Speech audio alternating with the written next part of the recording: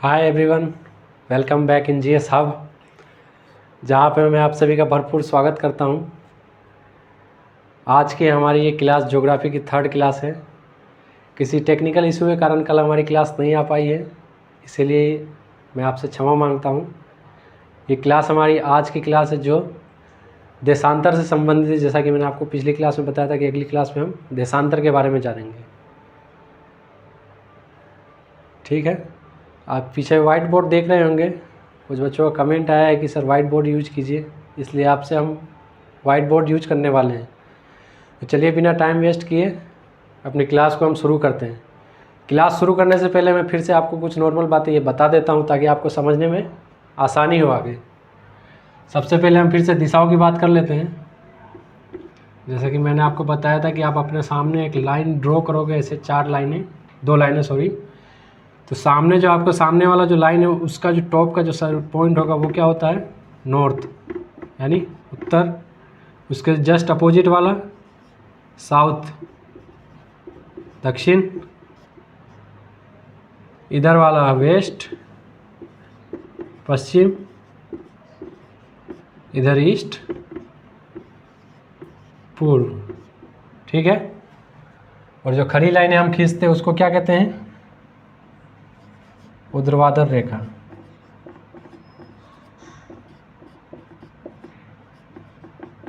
English में vertical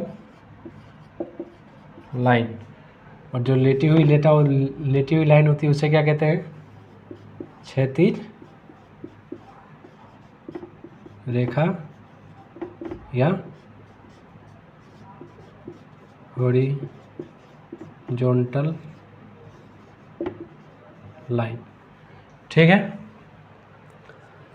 आगे बढ़ने से पहले मैं पिछली जो क्लास हमने जो अक्षांश के बारे में पढ़ा था वापस से मैं एक शॉर्ट में उसे रिपीट कर देता हूँ ताकि आपको कोई परेशानी ना हो समझ में। एक वापस से हम रिपीट कर लेते। उसको अक्षांश के बारे में मैंने बताया था कि पृथ्वी पर खींची गई काल्पनिक क्षैतिज रेखाएं अक्षांश कहलाती है। कुल अक्षांश हमारे पास कितने हैं? 181। 0 डिग्री का जो अक्षांश होता है उसे भूमध्य रेखा या विषुवत रेखा कहते हैं। भूमध्य रेखा से ऊपर उत्तरी गोलार्ध में 90 रेखा और भूमध्य रेखा से नीचे दक्षिणी गोलार्ध में 90 रेखा। टोटल कितने होते हैं? 181। 23.5 डिग्री नॉर्थ में जो रेखा होती है उसे कर्क रेखा, जिसे इंग्लिश में ट्रॉपिक ऑफ कैंसर कहते हैं। और 23.5 डिग्री साउथ में जो होता है उसे मकर रेखा, ट्रॉपिक ऑफ कैप्रिकॉर्न कहते हैं। ठीक है, 23.5 डिग्री का नॉर्थ में स अक्षांश 66.5 डिग्री जो है वो आर्कटिक व्रत, और 23.5 डिग्री साउथ में उसका जो स अक्षांश है 66.5 डिग्री वो अंटार्कटिक व्रत। इसमें ऊपर और नीचे 2 पॉइंट होते हैं जो व्रत ना होकर उत्तरी ध्रुव और दक्षिणी ध्रुव कहलाते हैं। ठीक, जैसा कि मैंने आपको अक्षांश के बारे में बताया था कि जो भी क्षैतिज रेखाएं पृथ्वी पर खींची जाती है उसे अक्षांश कहते हैं। आज जो हम पढ़ने जा रहे हैं देशांतर, तो जो भी पृथ्वी पर ऊर्ध्वाधर रेखाएं, ये भी एक रेखा ना होकर पूरा सर्कल होता है। ठीक है, ये भी एक पूरा सर्कल है। जो भी काल्पनिक ऊर्ध्वाधर रेखाएं पृथ्वी पर खींची जाती है वो देशांतर कहलाती है, जिसे लॉन्गिट्यूड भी कहते हैं। ठीक, ऊर्ध्वाधर रेखा, ये ध्यान रखिएगा आप। क्षैतिज रेखाएं अक्षांश, ऊर्ध्वाधर रेखाएं देशांतर। ये भी रेखाएं काल्पनिक है। जैसा कि मैंने अक्षांश वाली क्लास में आपको बताया था कि ऐसी कोई रेखाएं पृथ्वी पर रियल में है नहीं, ये हमने माना है। ठीक है, ये भी रेखाएं देशांतर वाली भी जो रेखा ये मानी हुई है, बाकी ये रेखा ना होकर ये पूरा एक सर्कल है इसके ऊपर। बाकी एक सामने का सरफेस आप देख पा रहे हैं पृथ्वी का, इसलिए इसे रेखा बोला है मैंने। ठीक, तो इसकी परिभाषा की अगर बात की जाए तो परिभाषा क्या होगी?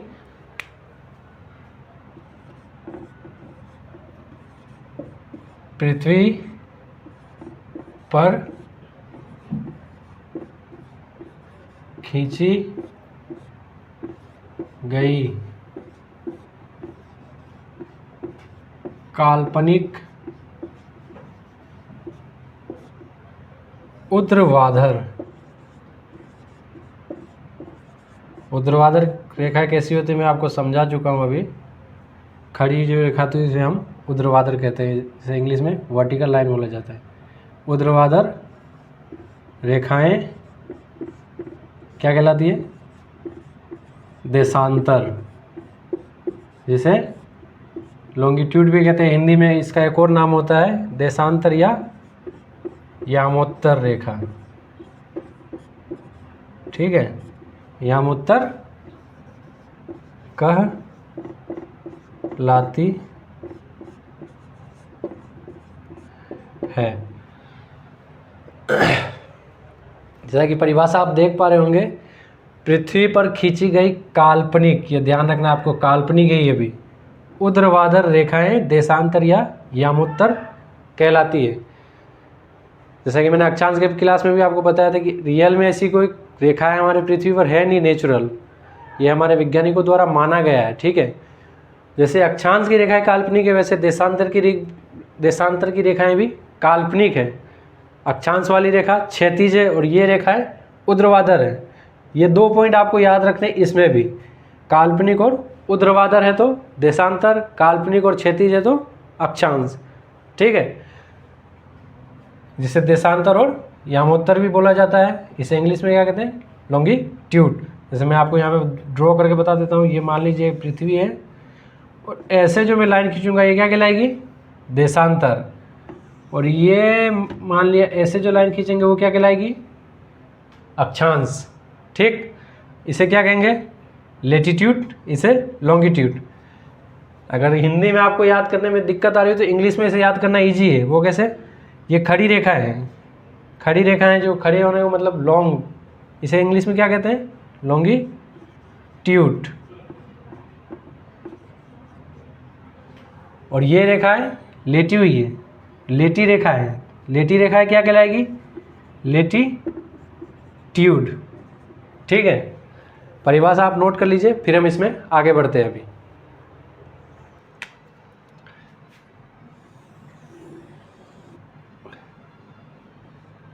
ये मैंने एक पृथ्वी का सरफेस ड्रॉ कराया बोर्ड पे।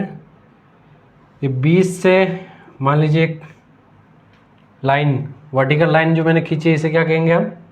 देशांतर कहते हैं। ठीक है, जो वर्टिकल लाइन है ये ऊर्ध्वाधर काल्पनिक रेखा देशांतर कहलाती है। ठीक, देशांतर जो टोटल होते हैं हमारे पास कितने होते हैं? मान लीजिए सेंटर से एक लाइन जा रही है तो इधर कितने होंगे? इस साइड में 179 और इस साइड में 180। ठीक, इधर 180, ये 1 और इधर 179, टोटल कितने होते हैं? 360। टोटल देशांतर कितने होते हैं? 360, जबकि टोटल अक्षांश कितने थे? 181। ठीक, एक पॉइंट ये क्लियर हो गया होगा आपको। दूसरा, ये जो लाइन बीच से गुजारी है मैंने, इसके गोलार्ध में जो इधर वाला पार्ट है वो क्या कहलाएगा? ईस्ट। क्या कहलाएगा? ईस्ट यानी पूर्व। और इधर वाला जो गोलार्ध का पार्ट होगा वो क्या कहलाएगा? वेस्ट यानी पश्चिम। ठीक, इधर पूर्व, इधर पश्चिम। टोटल देशांतर कितनी है? 360। ठीक, दूसरा पॉइंट, ये सभी देशांतर जो देशांतरी रेखा नहीं है, पूरी वृत्त है। जैसा कि मैंने आपको स्टार्टिंग में ही बताया कि ये भी एक पूरा पूरा सर्कल है पृथ्वी पे। बाकी सिर्फ एक सामने का सरफेस हम देख पा रहे हैं पृथ्वी का, इसलिए मैंने इसको रेखा बोला है। ठीक, ये जो पूरा एक सर्कल है, ये जो सर्कल जा रहा है, ये जो सर्कल की जो साइज है, ये इसमें सभी देशांतर जो है वो समान आकार के होते हैं। ये आपको ध्यान रखना है, सभी देशांतर समान आकार के होते हैं, जबकि अक्षांश ध्रुवों की तरफ बढ़ने पे छोटे होते थे। अगर पिछला वीडियो आपने नहीं देखा होगा तो उसको देख लीजिएगा, और क्लियरिटी के साथ ये आपको समझ में आने वाला है। फिर नहीं तो यहाँ पे आपको कन्फ्यूज़न होगा। फिर देशांतरीय वृत्त, सभी देशांतरीय वृत्त समान आकार की होती है। ये आपको ध्यान रखना है कि सभी देशांतरीय वृत्त समान आकार की होती है। ठीक है, जबकि अक्षांश ध्रुवों पे जाने पे छोटा होता था। क्यों? क्योंकि मैंने आपको बताया पृथ्वी ध्रुवों पर चपटी है, जिस कारण अक्षांशीय वृत्त छोटे होते जाते हैं। बाकी यहाँ कोई चपटा है ऐसा कुछ नहीं है, सभी देशांतरी वृत्त समान आकार के हैं। ठीक। तीसरा पॉइंट, देशांतर के मध्य जो दूरी है, दो देशांतरों के मध्य जो दूरी है वो विषुवत रेखा पर, विषुवत रेखा कहाँ है, जैसे अक्षांश की क्लास में मैंने आपको बताया 0 डिग्री का जो हमारा अक्षांश है वो क्या है, विषुवत रेखा या भूमध्य रेखा।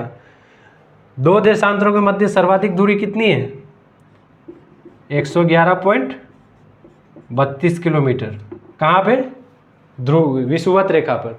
ठीक है, दो देशांतरों के मध्य सर्वाधिक दूरी 111.32 किलोमीटर, जबकि अक्षांश के मध्य कितनी थी, दो अक्षांशों के मध्य सर्वाधिक दूरी 111.13 किलोमीटर।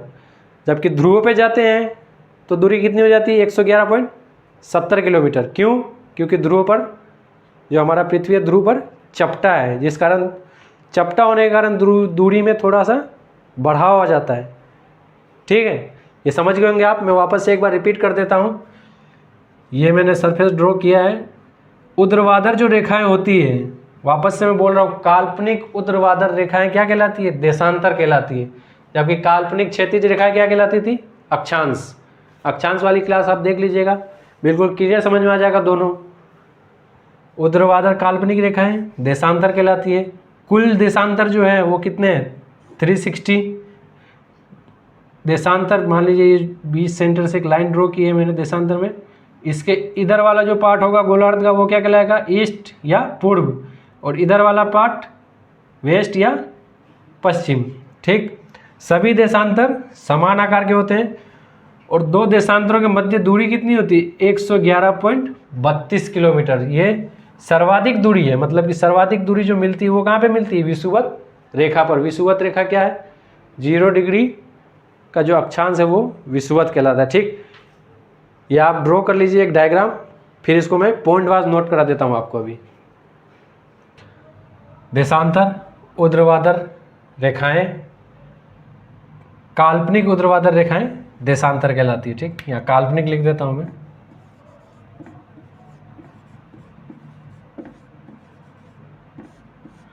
काल्पनिक ऊर्ध्वाधर रेखाएं देशांतर कहलाती है। कुल देशांतर कितने हैं, 360। सभी देशांतरीय वृत्त समान आकार के होते हैं। ठीक, दो देशांतरों के मध्य सर्वाधिक दूरी कहाँ पे, विषुवत रेखा पर। विषुवत रेखा में आपको फिर से बता देता हूँ, 0 डिग्री का जो हमारा अक्षांश होता है वो विषुवत कहलाता है। अगर अक्षांश वाली क्लास आपने नहीं देखी है तो वो देख लीजिए पहले, ताकि वो आपको समझ में आ जाएगा कि विषुवत किसे कहते हैं। ठीक, दो देशांतरों के मध्य सर्वाधिक दूरी विषुवत पर कितनी होती है, 111.32 किलोमीटर। और देशांतर में कोई बिंदु नहीं होता है, सभी वृत्त होते हैं। जबकि अक्षांश में दो बिंदु थे हमारे पास में, नॉर्थ पोल और साउथ पोल। ठीक, समझ गए होंगे आप। इसको मैंने अभी डायग्राम के थ्रू भी समझा दिया था। ये पॉइंट वाइज भी मैंने लिख दिया है यहाँ पे, आप इसको नोट कर लीजिए ताकि आपको याद करने में आसानी रहेगी। ठीक, इसके बाद हम इसमें कुछ इंपॉर्टेंट देशांतर है उसके बारे में जानेंगे, फिर देशांतर और अक्षांश में क्या अंतर है वो जानेंगे, ताकि आपको दोनों क्लास का एक समरी मिल जाएगा। इसे आप नोट कर लीजिए एक बार। कुछ महत्वपूर्ण देशांतर रेखाएं हैं जिनको हम देख लेते हैं। ठीक, इसमें पहला है 0 डिग्री का देशांतर। कौन सा, 0 डिग्री देशांतर, जिसको क्या कहा जाता है, GMT। क्या कहते हैं, GMT, ग्रीनविच मीन टाइम।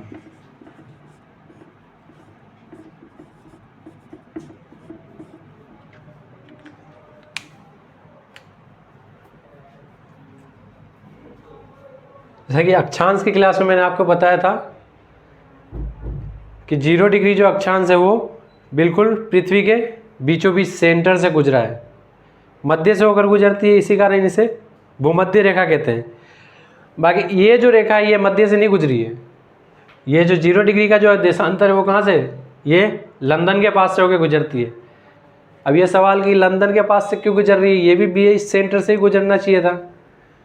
बाकी ऐसा इसके पीछे जो एक कारण है वो ये है कि 18वीं शताब्दी में लगभग सभी देश उपनिवेश थे किसके? ब्रिटेन के। ठीक है, तो उनकी एक पावर थी। इसी कारण जो 0 डिग्री का जो देशांतर है वो कहाँ से गुजरता है? लंदन के पास से होकर गुजरता है।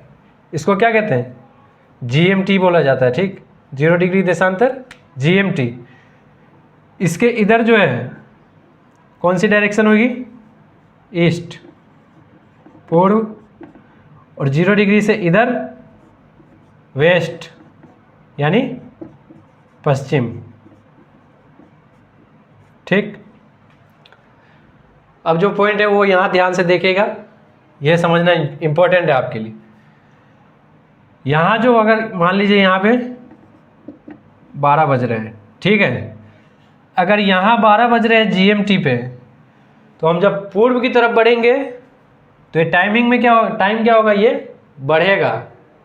ठीक, मान लीजिए यहाँ पे 12 बज रहे हैं तो यहाँ पे 1 बजेगा, यहाँ पे 2, यहाँ 3, ऐसे करके टाइमिंग इधर बढ़ती जाएगी। ठीक, हमारा जो इंडिया है, भारत, वो GMT से कितना आगे है?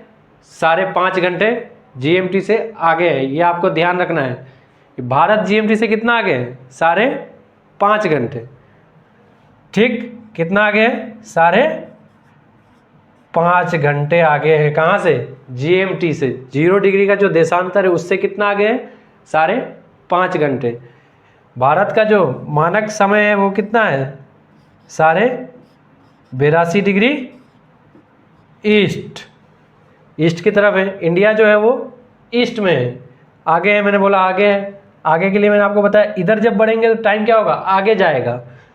तो 82.5 डिग्री ईस्ट। इंडिया का स्टैंडर्ड टाइम जोन क्या है? 82.5 डिग्री ईस्ट, यानी 0 डिग्री का जो देशांतर है GMT का, उससे हम 5.5 घंटे आगे हैं। सेम इसका उल्टा इधर होगा। अगर इधर 12 बज रहे हैं तो इधर यहाँ पे 11 बजेगा, यहाँ 10, यहाँ 9। ये अंतर कैसे आएगी ये मैं अभी आगे मैं आपको समझाने वाला हूँ इसके बारे में, कि कैसे पता चलेगा हमें कि कितना डिग्री आगे बढ़ने में कितना टाइम में अंतर आएगा। वो डिफरेंस मैं आपको अभी आगे बताऊंगा थोड़ी देर में। ये अभी आप समझ लीजिए कि 0 डिग्री जो देशांतर है उसको क्या कहते हैं? GMT। इस GMT का फुल फॉर्म क्या है? Greenwich mean time. ठीक, ये कहाँ से होकर गुजरती है? ये लंदन के पास से होकर गुजरती है, ये रेखा जो है। इससे जो हमारा भारत है, भारत हमारा पूर्व में है, तो भारत हमारा कितने आगे है? 5.5 घंटे आगे है। या स्टैंडर्ड टाइम जोन क्या है? 82.5 डिग्री ईस्ट। ठीक, एक तो 0 डिग्री देशांतर मैंने बता दिया। दूसरा जो इंपॉर्टेंट देशांतर है हमारे लिए वो 180 डिग्री का देशांतर है। टोटल देशांतर मैंने आपको बताया कितने होते हैं? 360। दूसरा इंपॉर्टेंट देशांतर जो है वो कितने का है? 180 डिग्री। 180 डिग्री का जो देशांतर है वो सेकेंड इंपॉर्टेंट है हमारे लिए। पहला इंपॉर्टेंट देशांतर 0 डिग्री देशांतर। दूसरा जो इंपॉर्टेंट देशांतर है वो 180 डिग्री का जो देशांतर है वो हमारे लिए इंपॉर्टेंट है। दूसरा पॉइंट इसमें ध्यान रखिए, ये जो देशांतर है ये सीधी रेखा नहीं है, ये टेढ़ी मेढ़ी है, यूं। ये टेढ़ी मेढ़ी क्यों है? सबसे पहली बात, 180 डिग्री का जो देशांतर है वो अंतरराष्ट्रीय तिथि रेखा है। ठीक है, इंटरनेशनल डेट लाइन। ये आपको ध्यान रखना है। ये 180 डिग्री का जो देशांतर है वो क्या है? अंतरराष्ट्रीय तिथि रेखा। क्या है? अंतरराष्ट्रीय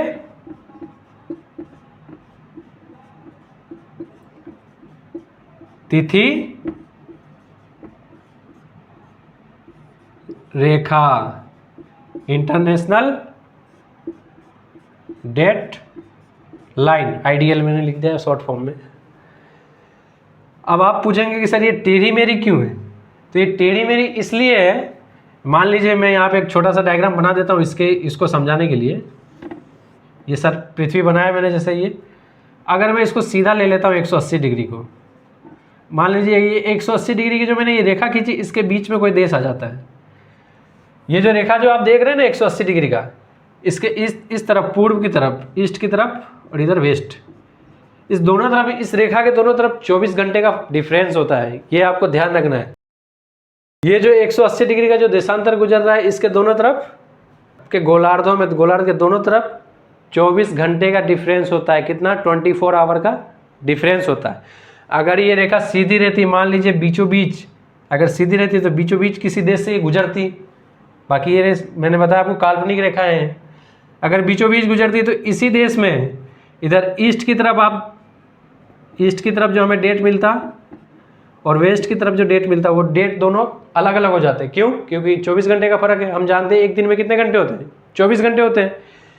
इसी कारण इस रेखा को जो है ना टेढ़ी मेढ़ी लिया गया। अगर मान लीजिए यहाँ पे कोई देश आ रहा हो तो ये पूरा इधर सेपरेट हो जाए, यहाँ पे कोई देश आ रहा हो तो ये पूरा इधर सेपरेट हो जाए, इधर कोई देश आ रहा हो तो ये पूरा सेपरेट हो जाए। इसी कारण जो 180 डिग्री की रेखा है वो क्या है? सीधी नहीं है, वो टेढ़ी है। टेढ़ी क्यों? इसका रीजन मैंने आपको बता दिया, ताकि वो किसी देश के बीच से होकर ना गुजरे। अगर बीच से होकर गुजर जाती है तो एक ही देश में एक ही दिन में 2 डेट देखने को मिलते हैं। रेखा के ईस्ट की तरफ अलग डेट होता, रेखा के वेस्ट की तरफ अलग डेट हो जाता। इसी कारण इसको टेढ़ा मेढ़ा किया गया कि जो भी देश इसके बीच में आ रहा हो वो पूरा पूरा एक साइड हो जाए, या तो ईस्ट में हो जाए या वेस्ट में हो जाए, ताकि डेट सेम रहे उसमें। ठीक, एक और एग्जांपल देके मैं आपको समझा देता हूँ। यहाँ पे मान लीजिए मैं इधर वेस्ट की तरफ हूँ, ठीक, सॉरी ईस्ट की तरफ हूँ, ईस्ट से मुझे वेस्ट जाना है। ठीक, 10 तारीख, किसी भी महीने की 10 तारीख मैं इधर से ट्रेवल करके इधर आता हूँ। ट्रेवल टाइमिंग जो है मुझे 24 घंटे लगते हैं आने में। ठीक है, अब 10 तारीख को जैसे मैं यहाँ से निकला हूँ तो उधर जाऊँगा तो कितना तारीख होना चाहिए? 11 तारीख होनी चाहिए, क्योंकि 24 घंटे का ट्रेवल मैंने किया। 10 तारीख को मैंने ट्रेवल शुरू किया और 24 घंटे के ट्रेवल के बाद पहुँच रहा हूँ तो 11 तारीख होनी चाहिए। बाकी मैंने आपको बताया कि इधर ईस्ट की तरफ एक दिन आगे रहेगा, वेस्ट की तरफ एक दिन पीछे रहेगा। जिस दिन यहाँ 10 है तो यहाँ कितनी तारीख होगी? 9 तारीख। ठीक है, जब मैं 24 आवर का ट्रेवल पूरा करके यहाँ पहुँचूंगा तो उस दिन भी कितनी तारीख रहेगी? यहाँ पे 10 तारीख रहेगी। क्यों? क्योंकि 24 घंटे का डिफरेंस है। ठीक है, कितनी तारीख रहेगी? 10 तारीख। 10 को मैं यहाँ से निकला, यहाँ 9 है, 24 घंटे पूरे हुए तो यहाँ 10 हो जाएगा, यहाँ 11। ठीक, समझ गए होंगे आप। वैसे ही इधर से मान लीजिए मैं वेस्ट से ईस्ट जाता हूँ तो इधर से मैं 10 तारीख को ट्रेवल करके उधर जाता हूँ ईस्ट की तरफ। 10 तारीख को मैं ट्रेवल शुरू करता हूँ, 24 घंटे मुझे ट्रेवल पूरे करने में लगते हैं। जब वेस्ट में 10 तारीख होंगे तो ईस्ट में कितनी तारीख होगी? 11 तारीख। ठीक है, क्योंकि मैंने आपको बताया कि इस लाइन के ईस्ट की तरफ 24 आवर आगे रहेगा और इस लाइन से वेस्ट की तरफ 24 आवर पीछे रहेगा। तो 10 तारीख को अगर मैं ट्रेवल शुरू करता हूँ 24 आवर बाद अगर उधर ईस्ट की तरफ पहुँचता हूँ तो 10 के बाद कौन सी तारीख आनी चाहिए? 11 तारीख। बाकी मुझे ट्रेवल पूरे करने में ही 24 घंटे लग गए हैं, तो यहाँ 11 9 मिल के मुझे क्या मिलेगा? डायरेक्ट 12 तारीख मिलेगी। यानी ज़िंदगी में कभी 11 तारीख आई नहीं। ठीक है, आई होप कि आप समझ गए होंगे पूरे इसे। ये एक डायग्राम बना लीजिए रफली आप समझने के लिए। मैं इसे मिटा देता हूँ। ये 2 जो रेखाएं हैं देशांतर की वो हमारे लिए इंपॉर्टेंट है। 0 डिग्री देशांतर GMT कहलाती है। ठीक है, इससे हमारा भारत जो है वो कितना आगे है? 5.5 घंटे आगे है।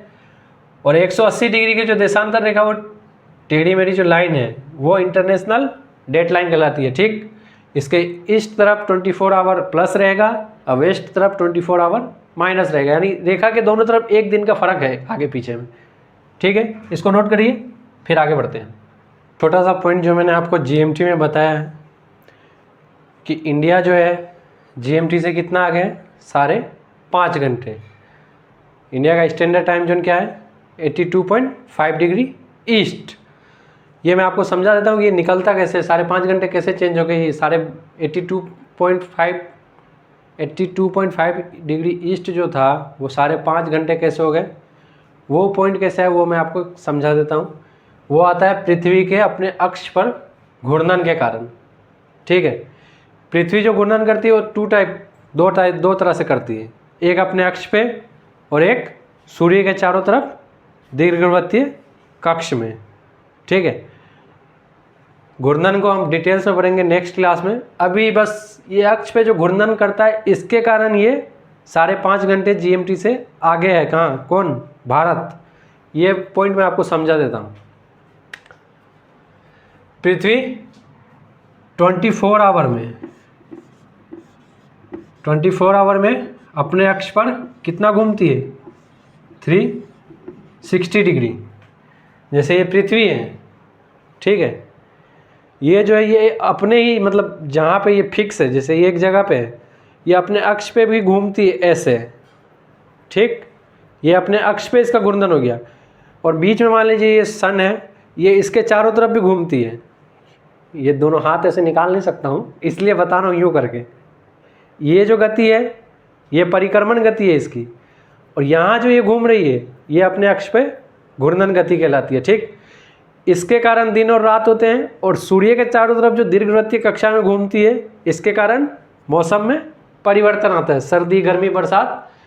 ये डिटेल्स में मैं इसकी एक क्लास, अगली क्लास जो लेने वाला हूँ वो घूर्णन पे ही बेस्ड होगी, हमारी पृथ्वी के घूर्णन पर, ठीक है।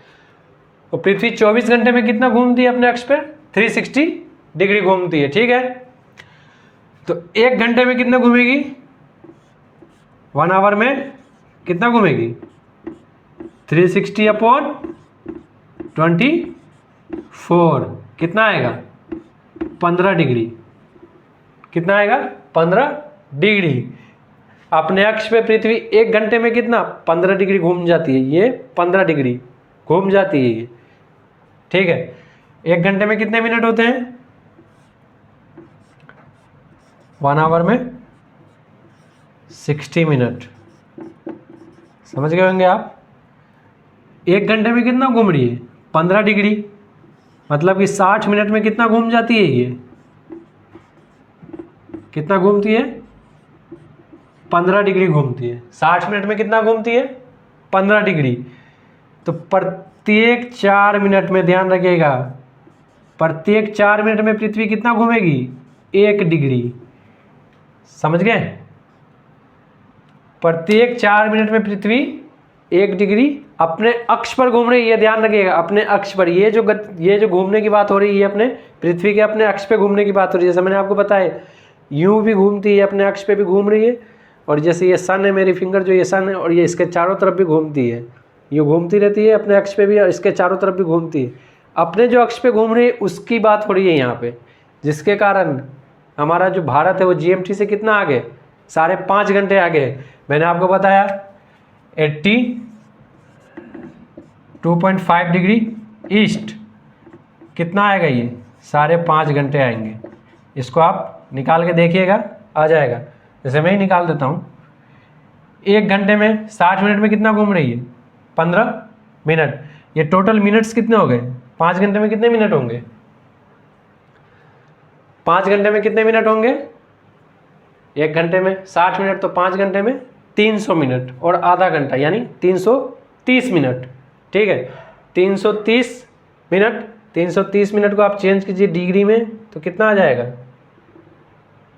4 मिनट यानी 60 मिनट में 15, तो 330 को 60 से डिवाइड कीजिए और 15 से इंटू कर दीजिए। मैं इधर करके दिखा देता हूँ अभी। 330 डिवाइडेड 60, इसको काट दीजिए 11 और ये 2, यानी 11/2 इंटू 50। इसको करिए 5 1 5 1 5 6 1 165 165/2, 8 दूनी 16, 2 दूनी 4 और 1.5, ठीक। मैथ्स भी आती है मुझे, ग्रेजुएशन जो है मेरा मैथ्स में ही है। ये देख लीजिए आप, 165/2, इसको जब सॉल्व करेंगे तो कितना आएगा? 82.5 डिग्री ईस्ट या 5.5 घंटे। आई होप अब आप समझ गए होंगे। कहीं का भी आपको स्टैंडर्ड टाइम जोन दे दिया जाएगा तो आपको पता चल जाएगा, आप उसको निकाल पाओगे कि वो GMT से कितना आगे है या कितना पीछे है। आगे और पीछे का जो हमें पता चलता है वो किससे पता चलता है? इससे। किससे पता चलता है? दिशा से पता चलता है कि आगे है या पीछे है।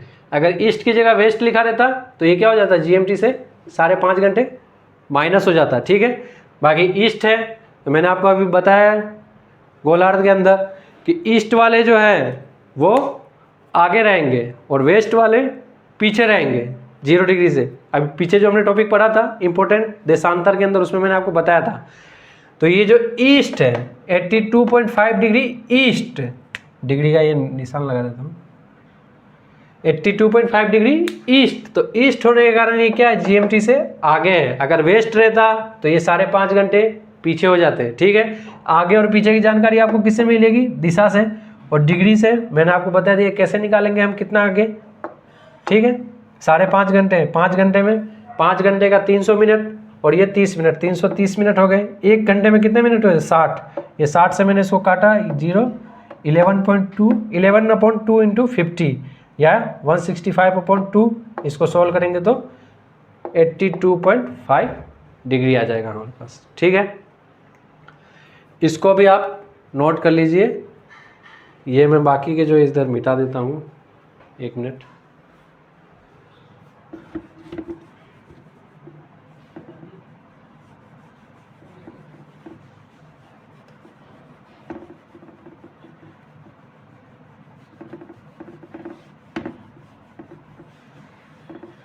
यहाँ पर मैं बना देता हूँ डायग्राम ताकि आपको समझने में आसानी हो। ये 0 डिग्री देशांतर GMT, इधर ईस्ट है हमारा पूर्व, इधर जो रहेंगे वो हमेशा इस टाइमिंग यहाँ GMT पे जितना बजेगा उससे आगे रहेंगे, आगे। ये मैंने प्लस का मान यहाँ पे सिंबल लगा दिया है। और इधर वाला जो गोलार्ध का हिस्सा होगा वो वेस्ट, पश्चिम। इधर वाले जो होंगे वो GMT से पीछे, उधर जो टाइमिंग होगा वो GMT से कम होगा। ठीक है, ये आपको ध्यान रखना है। 0 डिग्री देशांतर से पूर्व की तरफ टाइमिंग प्लस में और 0 डिग्री देशांतर से पश्चिम में टाइमिंग माइनस में। ठीक, इसे नोट डाउन कर लीजिए। फिर मैं एक लास्ट अक्षांश और देशांतर दोनों में डिफरेंस आपको बता देता हूँ समरी करके। सबसे इम्पोर्टेंट, अक्षांश व देशांतर में अंतर, difference between longitude and latitude. ठीक है, ये दोनों क्लासों की एक समरी है, ये याद रखना और इसको देखना सब ध्यान से। इधर देखेंगे, ये समझ लिए दोनों चैप्टर का एक समरी मैंने आपको यहाँ पे बता दिया है। ये आपको जानना बहुत इंपॉर्टेंट है। अक्षांश लैटिट्यूड, देशांतर लॉन्गिट्यूड। ये डायग्राम आप देख पा रहे होंगे दोनों के, इसमें जो रेखा है यूँ है, ये लेटी हुई रेखा है। ठीक, लेटी हुई रेखा है लैटिट्यूड और लॉन्ग रेखा है लॉन्गिट्यूड। क्लियर। काल्पनिक क्षैतिज रेखाएं, क्षैतिज और ऊर्ध्वाधर रेखाओं के बारे में मैं आपको बता चुका हूँ स्टार्टिंग में ही।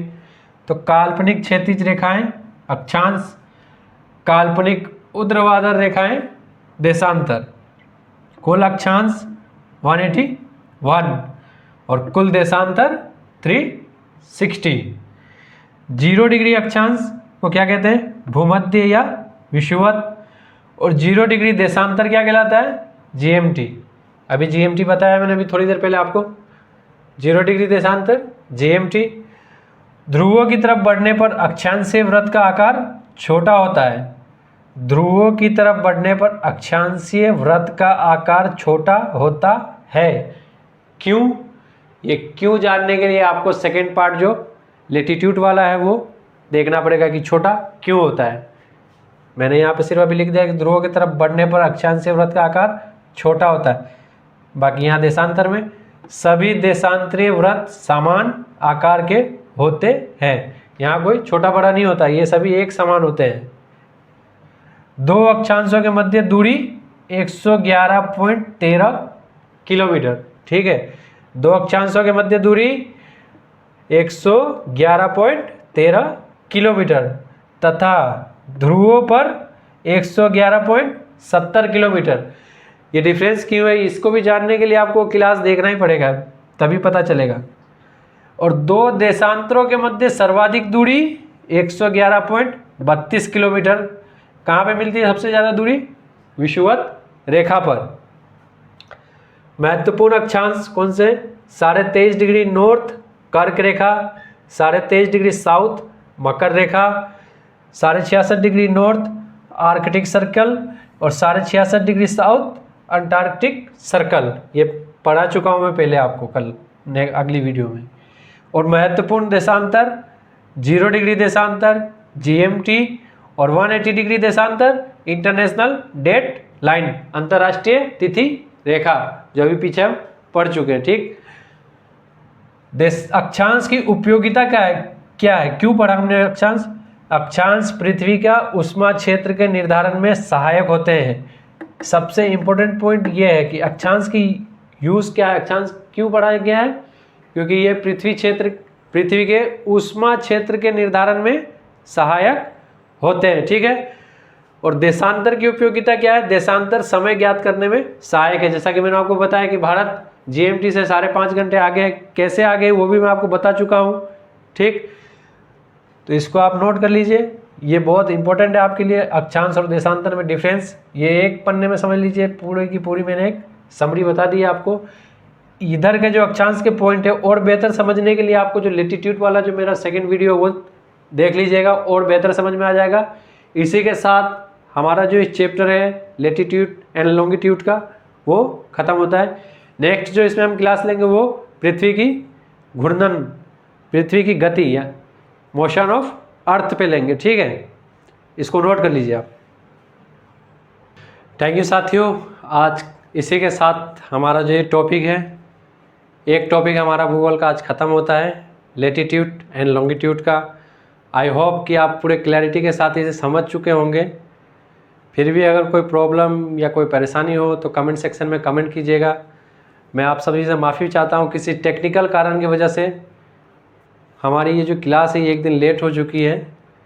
संडे के दिन यानी कल एक सरप्राइज़ क्लास है जो मैं लेने वाला हूँ संडे को, जो साइंस से रिलेटेड होगी वो क्लास। ठीक है, आप सभी के सपोर्ट के लिए धन्यवाद। अगर चैनल पे आप फर्स्ट टाइम आए हैं तो चैनल को सब्सक्राइब कीजिए, वीडियो को अपने फ्रेंड्स में शेयर कीजिए, ताकि मुझे और मोटिवेशन मिले और बेहतर से बेहतर ढंग से मैं आपको पढ़ा सकूं। मिलते हैं फिर नेक्स्ट वीडियो में। Thank you.